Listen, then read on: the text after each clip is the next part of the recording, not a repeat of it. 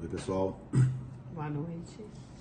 Pessoal, dando seguimento, né, a nossa leitura da Bíblia em família, no mesmo propósito de ler a Bíblia do início ao fim, até no fim, em família, usando aquela fala onde tem duas pessoas ou mais falando em meu nome, né, lá eu estarei. Então a gente está bem firme nesse propósito, nos conhecimentos da Bíblia. E a gente vai ver hoje no vídeo 15, Êxodo de 19 a 22.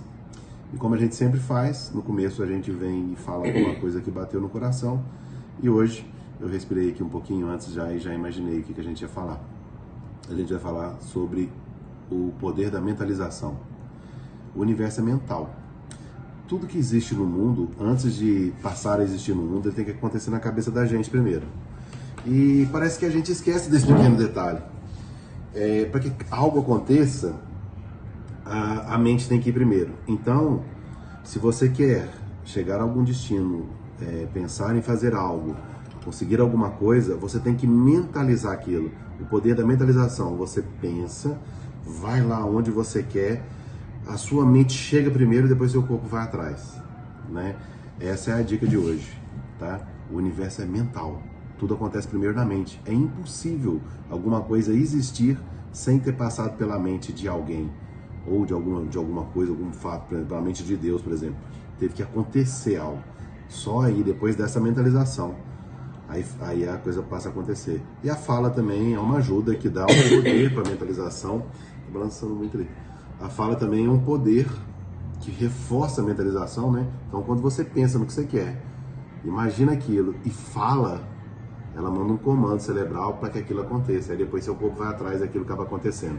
Esse é um dos poderes da criação. Ok, pessoal?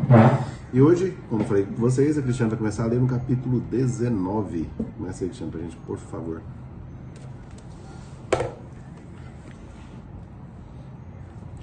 As bases de uma nova sociedade.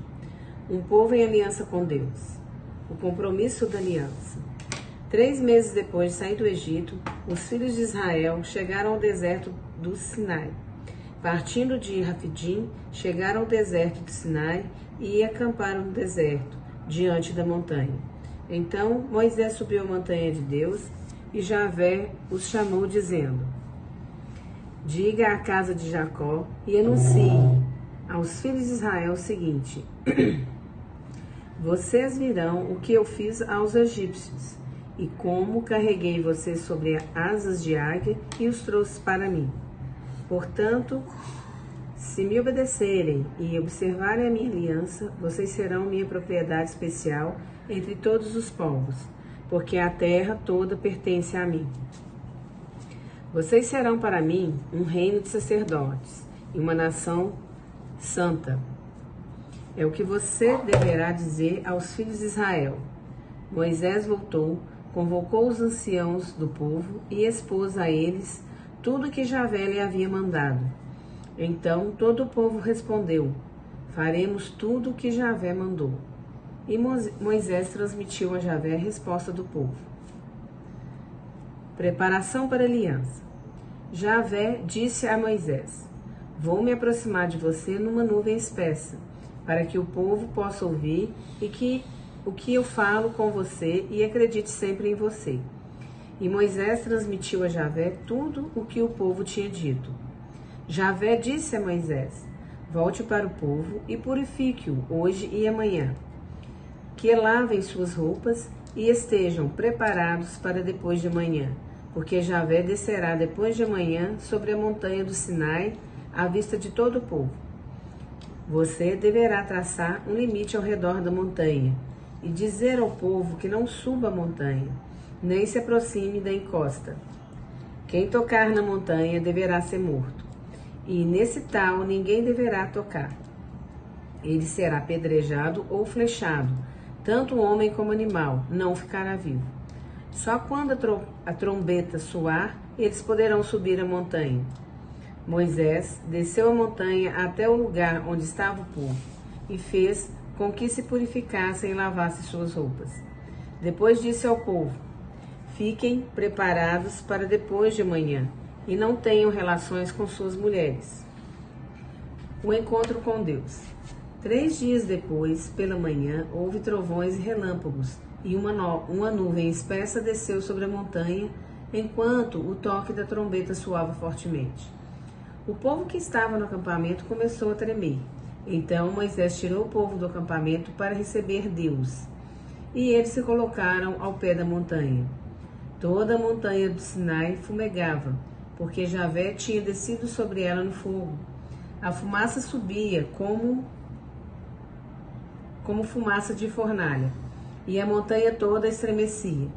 O som da trombeta aumentava cada vez mais, enquanto Moisés falava e Deus lhes respondia com um trovão. Javé desceu no topo da montanha do Sinai e chamou Moisés lá para o alto. Quando Moisés subiu, Javé lhe disse: desça e avise o povo para que não ultrapasse os limites, para ver a Javé. Caso contrário, muitos deles morreriam.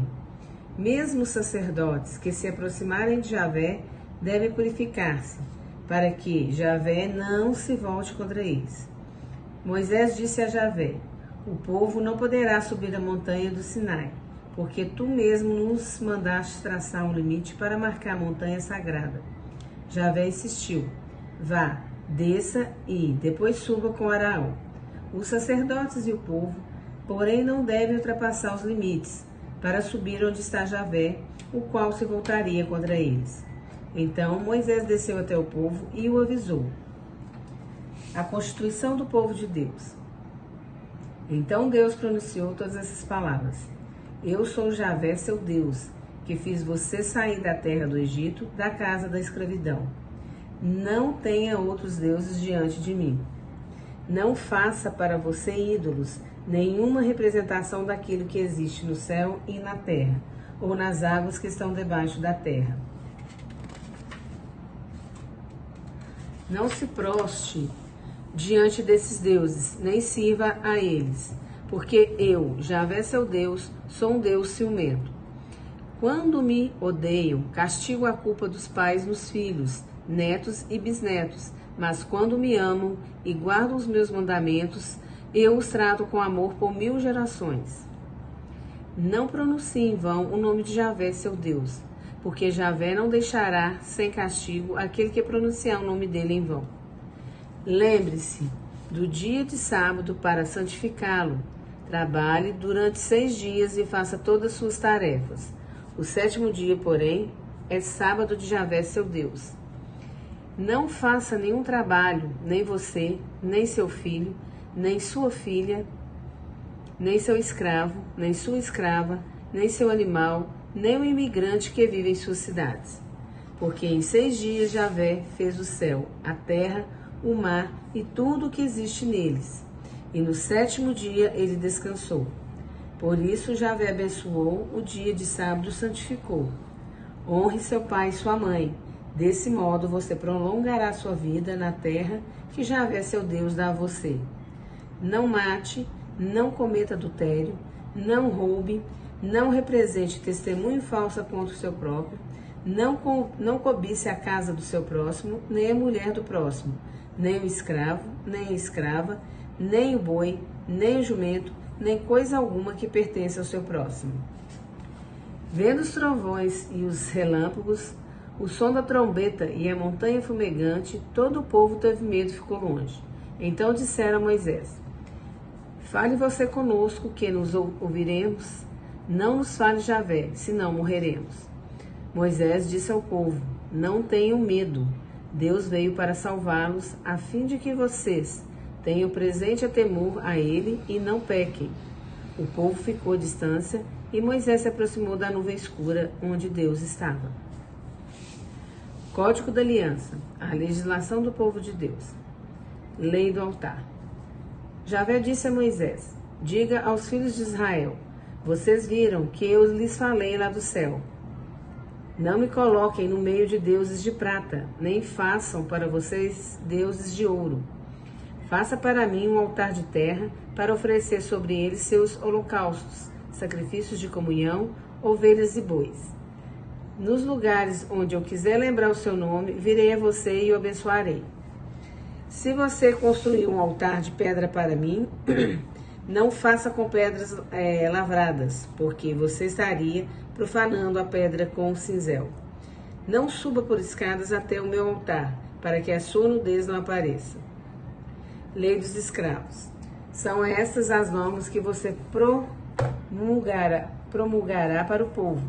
Quando você comprar um escravo hebreu, ele o servirá por 6 anos, mas no 7º ano ele sairá livre, sem pagar nada. Se veio sozinho, sozinho sairá. E era casado, a esposa sairá com ele. Se o patrão der a ele uma esposa, e essa tiver filhos e filhas, a esposa e os filhos pertencerão ao patrão. O escravo partirá sozinho. Se o escravo disser: gosto do meu patrão, da minha mulher e dos meus filhos, não quero ficar livre, então o patrão o levará diante de Deus.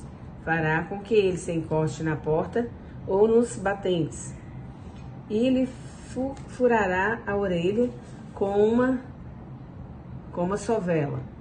Aí ele se tornará seu escravo para sempre. Se alguém vender a filha como escrava, esta não sairá como saem os escravos. Se ela desagradar o patrão a quem estava destinada, este deixará que a resgatem. Não poderá vendê-la a estrangeiros, usando de fraude para com ela. Se o patrão destinar a escrava para seu filho, este o trará conforme o direito das filhas. Se o patrão tomar uma nova mulher, ele não privará a primeira de comida, roupas e direitos conjugais. Se ele não der essas 3 coisas, ela pode ir embora sem pagar nada. Casos de homicídio. Quem ferir uma pessoa e lhe causar a morte, torna-se réu de morte. Se não foi intencional, mas permissão de Deus que ele caísse em suas mãos, eu marcarei para ele um lugar onde possa refugiar-se. Mas se alguém, de caso pensado, atentar contra o seu próprio para o matar, então você o arrancará até mesmo do meu altar para que seja morto. Quem ferir meu pai ou sua mãe torna-se réu de morte. Quem sequestrar um homem para vendê-lo ou ficar com ele, tornar-se réu de morte. Quem amaldiçoar o seu pai ou sua mãe, tornará-se réu de morte. Feridos não mortais. Se houver uma discussão entre 2 homens, e um ferir o outro com uma pedra ou murro, e ele não morrer, mas ficar de cama, e se ele se levantar e andar, ainda que apoiado numa bengala, então aquele que feriu será absolvido, pagará somente o tempo que o ferido tiver perdido e os gastos da convalescença. Se alguém ferir seu escravo ou escrava a pauladas, e o ferido lhe morrer nas mãos, aquele será punido. Porém, se sobreviver 1 dia ou 2, não será punido, pois aquele foi comprado a dinheiro. Numa briga entre homens, se um deles ferir uma mulher grávida e for causa de aborto sem maior dano, o culpado será obrigado a indenizar aquilo que o marido dela exigir e pagará o que os juízes decidirem. Contudo, se houver dano grave, então pagará vida por vida, olho por olho, dente por dente, pé por pé, queimadura por queimadura, ferida por ferida, golpe por golpe. Se alguém ferir o olho do seu escravo ou escrava e o cegar, dará liberdade ao escravo em troca do olho. Se quebrar um dente do escravo ou da escrava, lhe dará liberdade em troca do dente. Danos causados por animais. Se um boi chifrar um homem ou mulher e lhe causar a morte, o boi será apedrejado e ninguém comerá da sua carne. O dono do boi será absolvido. Se o boi já chifrava antes e o dono foi avisado e não o prendeu, o boi será apedrejado e o dono será morto. Se lhe for exigido resgate, então pagará o que exigirem dele em troca de sua vida. A mesma norma será aplicada quando o boi chifrar um menino ou menina.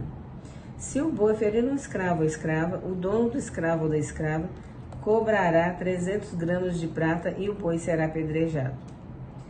Se alguém deixar um poço aberto ou cavar um poço e não o tapar e nele cair um boi ou jumento, o dono do poço pagará sim, restituirá em dinheiro ao dono do animal e o animal morto será seu.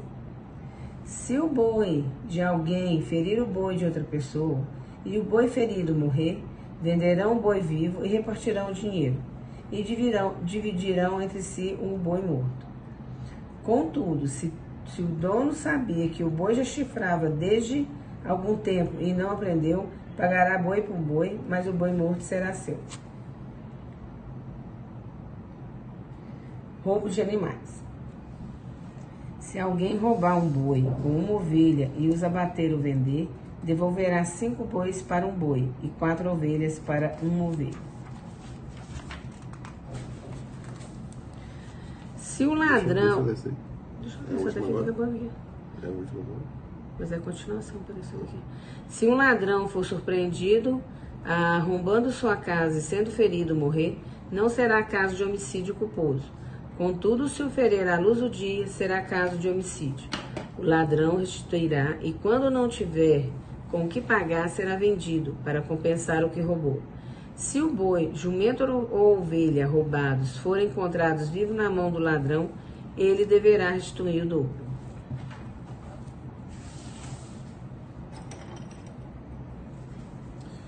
Reparação de donos. Estamos continuando no Êxodo 22 aqui.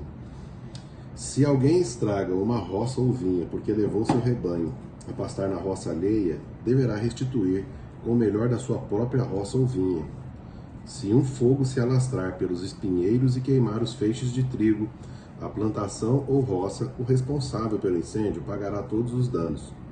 Se alguém confiar a seu próximo dinheiro ou objetos para guardar, e isso for roubado da casa deste, então, se o ladrão for descoberto, este pagará em dobro. E se o ladrão não for encontrado, o dono da casa será levado diante de Deus para jurar que não se apossou do bem alheio. Em crimes contra a propriedade, quando estiver em jogo um boi, jumento, ovelha, roupa ou qualquer outro objeto perdido, do qual se diz, isso é meu, a causa será levada diante de Deus. Aquele que Deus declarar culpado pagará ao outro em dobro. Se alguém confiar a seu próximo um jumento, boi, ovelha ou qualquer outro animal, e este morrer, ficará aleijado ou fugir sem que ninguém veja, então a questão se resolverá por meio de juramento a Javé, a fim de provar que um não se apossou das coisas do outro. O dono aceitará o juramento e não haverá restituição. Contudo, se o animal tiver sido roubado diante de seus olhos, deverá indenizar o dono. Se o animal tiver sido deslacerado por uma fera, o animal dilacerado será levado como prova e não haverá restituição. E se alguém pedir emprestado ao seu próximo um animal e este ficar aleijado ou morrer, não estando presente o dono, então deverá pagar, mas se o dono estiver presente, não haverá restituição. Se o animal tido alugado, então se pagará ao dono o preço do aluguel. Proteção à mulher. Se alguém seduzir uma virgem solteira e se deitar com ela, pagará o dote e se casará com ela. Se o pai dela não quiser dá-la, o sedutor pagará em dinheiro conforme o dote das virgens. O dinheiro para defender os pobres. O direito é para defender os pobres. Não deixarás viver aquela que pratica magia. Quem tiver relação sexual com algum animal será réu de morte. Quem sacrificar a outros deuses, além de Javé, será entregue ao anatema. Não explore o imigrante, nem o oprima, porque vocês foram imigrantes no Egito. Não maltrate a viúva, nem o órfão, porque se vocês o maltratar, eles clamarem a mim, eu escutarei o clamor deles. Minha ira então se inflamará, e eu farei vocês perecerem pela espada.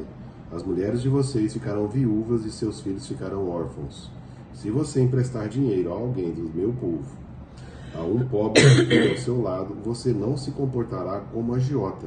Vocês não devem cobrar juros. Se você tomar como penhor o manto do sol, se você tomar como penhor o manto do seu próximo, deverá devolvê-lo antes do pôr do sol, porque ele se cobre com o manto, que é a veste do seu corpo. Como iria cobrir-se ao dormir? Caso contrário, se ele clamar a mim, eu o ouvirei, porque sou compassivo. Não blasfeme contra Deus, nem o amaldiçoe um chefe do seu povo. Tudo é dom de Javé. Não atrasem em oferecer de sua abundância e de sua fartura. Entregue a mim o seu filho primogênito. façam o mesmo com seus bois e ovelhas. A cria ficará com sua mãe durante 7 dias, e no 8º você a entregará para mim. Vocês estão consagrados a mim. Não comam carne de animal que tenham sido dilacerado no campo. Joguem para os cães. Acabou. Bom, vamos lá fazer os nossos comentários, né? Agora a gente vai falar sobre as leis, né? É interessante ali como que se cria, né? Como que Moisés, né, passa a criar uma legislação, né? Um passo a passo para ser seguido ali, né? Como que é criado, é interessante as regras a serem criadas. Existem, só para vocês entenderem, existem princípios que são criados por Deus e existem regras que são criadas pelo homem. Os princípios de Deus a gente já falou, é tipo a lei da gravidade e tantas outras que tem por aí. São coisas criadas por Deus, não é a gente, tá aí no mundo já. Tudo que é criado por Deus estava no mundo antes do homem existir. Depois que o homem existiu, ele começa a criar regras. Para quê? Para administrar algum princípio, né? Algum princípio divino. A regra é uma espécie de artifício ou artigo para enquadrar algo que teria que ser um princípio, mas como é meio complexo para as pessoas lidar com aquilo no dia a dia, eles não entendem, aí eles criam uma regra. E essa regra vira um consenso geral entre um povo, e o povo passa a obedecer. E os que não obedecem sofrem as punições de não obedecerem essa regra, né? Ali fala que o povo faz uma aliança com Deus. E se obedecer a Deus, Deus também fará uma aliança com eles. Então as regras são criadas para que isso aconteça, vamos dizer, para dominar aquele povo, os instintos animalescos do povo. Se não tiver uma lógica de viver em comunidade, o lado animal acaba falando mais forte, né? E Deus, nessa história, mostrando aqui com Moisés, Deus conversava através de trovões. Também já vi algumas vezes falar que Deus conversa usando palavras de trovões, vamos dizer assim. Jesus conversa com o som de águas, e o Espírito Santo com um sopro, uma coisa mais sutil, né? É assim que falam pra gente. Pelo menos é o que eu estou aprendendo aí com alguns evangélicos também que estudam bem essa parte. A constituição do povo de Deus é interessante quando ele coloca aqui, mas ele fala assim: não faça para vocês ídolos, pois eu sou um Deus ciumento. Passou para mim aqui que ele não queria que tivesse outros deuses, né? E é o que a gente entende, é o Deus único, né? Que não crie outros deuses. Eu não faça para você ídolos e nem nada que tenha na terra, nem prata, nem ouro, nem dá-se a entender. Agora eu entendo também porque que os evangélicos falam muito de imagem, de outras coisas, né? Que a gente chama de símbolos, né? Eu chamo de símbolo, é tudo aquilo que você, por um motivo qualquer, você lembre de algo. Então, por exemplo, quando eu vejo a foto do meu pai, se eu não estiver vendo a foto dele, eu não vou lembrar dele. Mas se eu ver a foto do meu pai, na hora eu me conecto com a imagem dele, com o que ele era e tal, com a memória que eu tenho do meu pai. Eu vejo o símbolo desse jeito. Eu não sei como que seria na visão, né, vamos dizer, nas partes religiosas. Então, para mim, a simbologia é mais nessa. Agora, eu entendo aqui também adorar a vários deuses, né? Deus é único, ele é onipresente, onipotente, universal, ele é o criador de tudo. Então, é a esse Deus que a gente deve glória, né? E a gente tem vários, né? Tem santos, tem outros que são interventores de Deus aqui na Terra, que as pessoas, cada um na sua religião, com todo respeito a todas elas, cada um usa o vínculo que tem para acessar. Assim como a foto, né? Então, por exemplo, podia lembrar do meu pai. Imagina que meu pai fosse uma pessoa que tivesse uma intimidade muito ligada com Deus e tal. Eu imagino que o pai dele era mais do que ele ainda. Meu avô era muito fervoroso. O meu pai foi um cara criado assim, muito na parte da igreja, outras coisas. E eu fui menos ainda, estou ficando mais agora, talvez ligado aos antecedentes, né? Mas como que eu lembro, como que eu lembraria, por exemplo, do meu pai? Então, dos dois pais, vamos dizer, meu pai real e meu pai do céu. Ao lembrar do meu pai, a fé que ele tinha, eu lembrar de Deus, né? Então, ao lembrar do meu pai, eu lembro do meu avô, ao meu avô, a fé que ele tinha, eu lembrar de Deus. Então, são caminhos que vai se andando, lembrando que pode ir direto ao pai, conexão direta, melhor caminho, mais fácil, né? Sempre. Pelo menos pelo que a gente aprende aqui, né? Bom, a constituição do povo de Deus, né? Não faça para você ídolos, que a gente acabou de falar agora. E quando me amam, eu os considero por 1000 gerações. Ele fala isso também. Quando você tem um amor a Deus, ele abençoa as gerações futuras. Eu acredito que eu sou um desses, um abençoado, onde eu recebo um favor de Deus, uma graça, né? A graça é um favor imerecido, onde eu recebo um favor de Deus que às vezes eu não fiz nada, mas eu recebo aquilo com muita gratidão até, muito satisfeito com isso. Mas eu percebo que às vezes pessoas fizeram antes, e talvez tenha algum mal também que eu receba que outras pessoas fizeram antes, então vai distribuindo em gerações. E cabe a gente cortar alguns ciclos de coisas, né? Aqueles pecados de estimação que a gente tem, que vem de família e outro. A gente pode cortar isso aí de tempo em tempo. Cabe só a nós decidir se quer ou não, né? Tem gente que parece que quer levar aquele pecado adiante, tem gente que quer cortar aquilo ali. Então eu quero entender, o meu trabalho hoje é entender o que meus antepassados passaram, por que eu sou o que sou, o tipo de cultura que me levou a ser o que eu sou, e ter essa ligação cada vez maior com Deus, né? O Todo-Poderoso, Onipresente, Onipotente, né? Deus nosso de cada dia. O sétimo dia de Javé, ele pede também para considerar o sétimo dia, ou seja, lembra do ciclo, o 7, o setênio e tal, sempre do ciclo, ele volta a se repetir na Bíblia diversas vezes, a mágica do 7. Até o sexto dia você faz tudo que tem que fazer, no sétimo você dedica a Deus. O que ele quer dizer na minha cabeça, no meu entendimento? Que vai chegar uma hora que você fechar um ciclo, aquele finalzinho, a hora do agradecimento ali, é a hora do descanso, é a hora do desfrute. Você desfruta o sétimo ano, o sétimo dia, né? Ele está sempre lembrando disso pra gente na Bíblia. Deus veio para salvar, né? O código da aliança, ele é o quê? Faça para mim um altar de terra, e se for de pedra, não use pedras lavradas. O que eu entendo por isso também? Que quando ele começa a falar sobre como honrar a Deus, como orar a Ele, ele fala fazer um altar de terra, o que isso me passa? Que já está aí tudo que você precisa para me adorar. Já tá aí, você já tem tudo, a terra já tem, é só pegar isso aí e fazer. Então ele fala, não use pedras lavradas, quer dizer, não use pedra que teve manufatura nela, pedras que teve algum trabalho, não precisa, é só original, ou seja, quer me adorar? Olha o que tem no mundo, faça um altar, ou seja, contemple o que tem no mundo que você vai ter conexão comigo. Né? Imagino eu, hoje, na minha vã ignorância aqui, que se eu olhar para o mar, eu estou contemplando a Deus. Eu consigo ver Deus no mar, eu consigo ver Deus no ar, eu consigo ver Deus no monte, eu consigo ver Deus no monte de pedra, no monte de terra, eu consigo ver Deus em todo lugar. Então não precisa de inventar muita coisa para criar o altar para falar com Deus. É como se tudo já fosse natural e estivesse ali. Esse é o meu entendimento. Não sei se você entende a mesma coisa, faz sentido para você? A libertação do escravo após o 6º ano, né, para gozar do final do ciclo. Também é interessante isso, que no 6º ano, volta a dizer de novo, o poder do 7, eu vou martelar isso aí, porque o 7 é o sinal do ciclo, início, meio e fim. Tudo na vida da gente são ciclos, a sua idade de 1 a 7 anos, depois de 8 a 14, por aí vai. São ciclos, são ciclos, são ciclos. A gente tem de interpretar esses ciclos para a gente entender em qual ciclo que a gente está.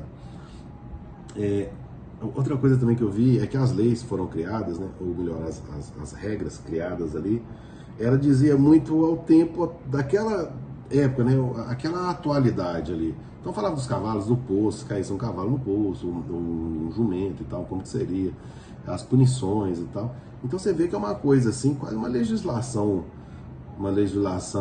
vigente atual que hoje, a nossa é muito mais complexa, né? De vários países tem outras complexidades, a gente vê também aí o pessoal que é muçulmano, como que é a legislação deles também, que é ligada a isso também. Mas o que eu quero dizer? Não são princípios criados por Deus, são regras criadas pelos homens para administrar uma comunidade. E a gente sabe disso, se você não tiver uma regra, fica difícil, o lado animalesco fala mais alto. E essa é uma cachorrada danada, sem isso fica difícil, realmente, de administrar uma comunidade, né? Há que se entender um pouco disso. Então as regras, elas servem para esse sentido, para administrar uma comunidade, para que não tenha esse lado animalesco, que é natural, que vem da gente, ele não se transponha, né, ao viver em comunidade, né? É por aí. As leis humanas e seus juízes para viver em comunidade, que a gente acabou de falar agora. Fala sobre as leis criadas pelos homens, né, para viver pelos homens, também com o apoio de algumas mulheres, né, hoje mais ainda, antes menos, né? Antes as mulheres tinham menos voz, mas eles criam e eles também são os mesmos juízes. Os que criam também julgam, né? Então é uma lógica que até hoje persiste. Se a gente considerar hoje no Brasil, a gente trabalha com 3 poderes, né? Poder legislativo, judiciário e executivo. O legislativo inventa a lei, o judiciário faz a lei ser cumprida e o executivo executa as leis, né? Executivo, prefeito, governador, presidente. Legislativo, Câmara dos Vereadores, Câmara dos Deputados Estaduais e Câmara e Senado Federal, né? E na parte dos juízes aí tem o juiz, né? O desembargador e por aí vai, né? O Supremo Tribunal Federal e por aí vai. Mas é nessa lógica, né? Um cria, um executa e outro julga. Então esse processo funciona até hoje. É um jeito de se viver em comunidade, como eu falei, para quem não vem esse lado animalesco, né? E as coisas funcionam. Bom, com isso acho que a gente acabou os comentários de hoje. Tem mais alguma coisa que você ia falar? Não, você falou. Só não te comentar, não, só de ouvir mesmo. A Cristiane se propõe a não falar. É isso aí, gente. Muito obrigado mais uma vez. Que Deus esteja sempre conosco. E Ele está no meio de nós, sempre, né? E que a gente continue nessa busca desse propósito de ler a Bíblia no início ao fim, que Ele nos dê o discernimento e a força para que a gente consiga terminar. Ok? Muito obrigado. Até mais. Até, com Deus. Tchau, tchau.